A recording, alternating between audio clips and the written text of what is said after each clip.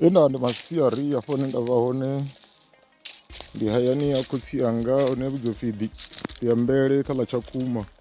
Hafha uri ri vhone zwiṅwe zwithu hafha, hoyunoni muomva hoyunoni vha u sedza hoyu muomva wo aṋwa wa remiwa, u tshi remiwa futhi wa dovha wa mela futhi hoyu muomva. Zwino nda ndi khou vhudzisesa mukalaha hafhanoni, ndi khou vhudzisesa khotsi yanga ndi ri wono vhuya wa dovha wa mela luvhili wa vha na khula na? Vha tenda vha ri ee. Nda ri zwino iya dovha ya vha khula ino ḓifha na?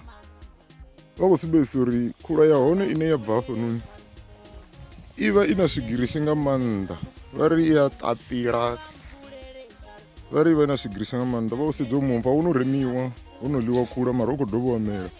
Vha sedza hoyunoni muṅwe, vha sedze hafha nṱha u sumbedza u khou nyaga u dovha wa bva iṅwe khula mara wono remiwa wo to mela futhi. Vha sedza hafha wo remiwa wo to mela futhi hoyu muomva, wo remiwa ane thi u pfhesesi tshe nda begwa thi tu zwi vhone. Zwino ni muomva wa hone iṅwe khe iṅwe ya hone hafhanoni i khou dovha ya bva fhedziha yo no remiwa kale. Vha sedza hafha i sumbedza yo no remiwa. Vhetshilo tsho vha tsha vho nyambaho, vha vha na tshanduko ra muṅanga kha mupo ndi vhathu. Ndaa.